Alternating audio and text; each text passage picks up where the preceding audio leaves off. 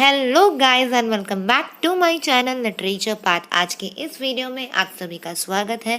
फिलहाल हम बात करते हैं my mouth tooth water. Sir Philip Sidney ने ये पोएम लिखी थी। हमने इसके 2 स्टैंजास डिस्कस करनी है ऑलरेडी। अगर आपने वो मेरी वीडियो नहीं देखी है तो लिंक मैं नीचे आपके लिए डिस्क्रिप्शन बॉक्स में छोड़ देती हूँ।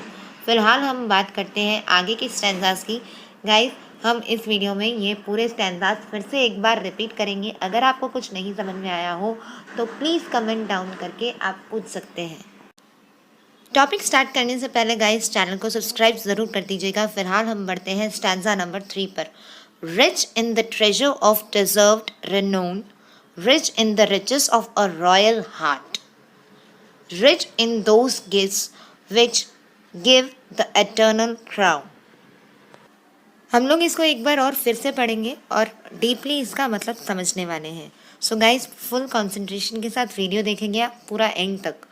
Rich in the treasure of deserved renowned. पहले जो डिफ़िकल्ट वर्ड्स हैं हम उनके मीनिंग समझ लेते हैं। जैसे कि ट्रेजर, ट्रेजर का मतलब होता है खजाना। फ्रेंड्स, यहाँ पे बहुत ही फैमिलियर वर्ड यूज़ किया गया है डिज़र्व। डिज़र्व का मतलब होता है टू गेन, टू अर्न या टू गेट। या जैसे हम बोलते हैं कि भाई ये चीज़ ये लड़का या लड़की डिज़र्व करती है, यानी वो उसका हक है, वो उसको मिल के रहेगा। तो डिज़र्व का मतलब अभी क्लियर हो गया। अब हम चलते हैं रीनोन पे। गाइस, इस पोएम में रिनोन का मतलब बताया गया है किसी की प्रशंसा करना, महिमा करना या एक्लेम, ग्लोरी। ठीक है, तो ये हो गया इस पूरी लाइन का मतलब। अब हम इसको फिर से एक बार पढ़ेंगे। Rich in the treasure of deserved renowned. अब आपको समझ में आ गया होगा कि इस लाइन का मतलब क्या है। मैं एक बार फिर से बता देती हूँ। योग्य यश के खजाने से भरपूर। इस लाइन का मतलब है योग्य यश के खजाने से भरपूर रहना। नेक्स्ट लाइन है rich in the riches of a royal heart, rich in those gifts which give the eternal crown. Guys, आपने अक्सर सुना होगा हमारे पेरेंट्स से या हमारे बड़ों से, वो लोग अक्सर एक सेंटेंस यूज़ करते हैं कि भाई ये बंदा जो है बहुत ही शाही दिल का बंदा है। Rich in the riches of a royal heart, उसका मतलब है शाही दिल का होना, यानी जिसका दिल बहुत बड़ा है।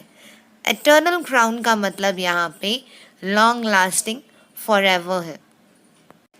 Rich in those gift which give the eternal crown, उन उपहारों से भरपूर जो शाश्वत ताज देते हैं। इसका मतलब है उन उपहारों से भरपूर जो शाश्वत ताज देते हैं। गाइज, यहाँ पे पोएट ऐसा कहना चाह रहे हैं कि ये जो हमने पहले पैराग्राफ में गॉडेस या एरोरा की बात चल रही थी, उसके अकॉर्डिंग अगर हम देखें तो इसका दिल इतना बड़ा है, इतना बड़ा है कि वो रईसों में सबसे रईस है। भले चाहे उसके पास पैसा हो या ना हो, बट उसका दिल इतना बड़ा है। उसका दिल इतना बड़ा है कि वो खुद को अपना एक क्राउन पहनाया है जो उससे कभी कोई छीन नहीं सकता है। उसने खुद को ऐसा क्राउन पहनाया है, यानी ये जो शाही दिल बोलते हैं उसका क्राउन पहनाया है, और वो शाही दिल वाला क्राउन जो है उससे कोई नहीं छीन सकता। सो गाइज, ये हमारा पोएम का लास्ट स्टैंजा है। इसकी भी हम एक एक लाइन डीपली समझेंगे। पहले हम इसको रीड कर लेते हैं। Who though most rich in these and every part, which make the parents of true worldly bliss, hath no misfortune, but that rich she is. Guys, यहाँ पे अब एक बार हम हिंदी ट्रांसलेशन भी देख लेते हैं इन सब लाइन्स का। गाइज, आपने थर्ड स्टैंजा अगर अच्छे से नहीं देखा है तो आपको फोर्थ स्टैंजा समझ में नहीं आने वाला है, क्योंकि ये एक से लाइन एक दूसरे के साथ कनेक्टेड है। जैसे कि अब हम जो लाइन पढ़ने जा रहे हैं वो हम स्टैंजा नंबर 3 से कनेक्टेड है।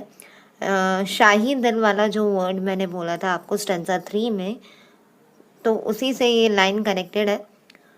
जैसे हूँ दो most rich in these every part, इसका मतलब होता है कि किसी भी बात के बावजूद, यानी जैसे मैं एक एग्जांपल दे देती हूँ।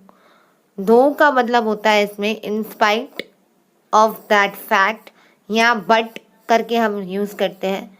हम इसको एक सेंटेंस में ले लेते हैं।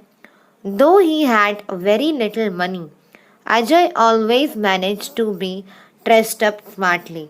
अजय के पास इतना पैसा नहीं था, फिर भी वो अच्छे से स्मार्टली ड्रेस्ड अप होके आता था। ये होता है दो का मतलब लेकिन यूज़ करके। ठीक है, तो अब हम पूरा इस लाइन का मतलब समझते हैं। हु दो most rich in these and every part, जो इन सभी भागों में सबसे अधिक धनी होते हुए भी।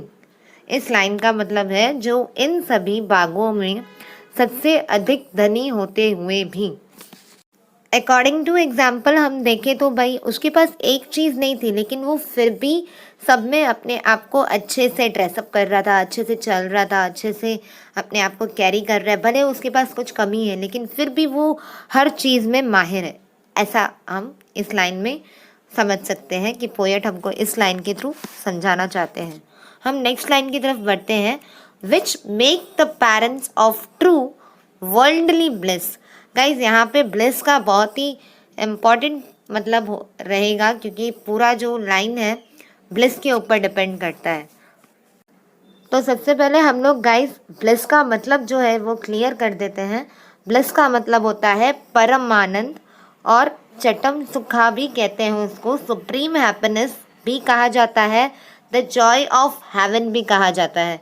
गाइज अब मैं आपको बता दूं कि परम आनंद किससे कहते हैं कि सपोज़ हमने जो भगवान के थ्रू मतलब गॉड के थ्रू हार्ट लगाया है या भगवान को याद कर रहे हैं, हम लोग समझते हैं कि गॉड ही हमारा हैप्पीनेस है, तो वो हैप्पीनेस हेवन का हो सकता है। गाइज यहाँ पे परम आनंद तभी आएगा जब हमारे साथ गॉड होंगे या किसी हैप्पीनेस में गॉड का नेम होगा, तभी हम उसे परम आनंद कह सकते हैं। इस लाइन में परम आनंद का मीनिंग ये है, यानी ब्लिस का मीनिंग ये है जो माता पिता को सच्चे सांसारिक आनंद का बनाते हैं।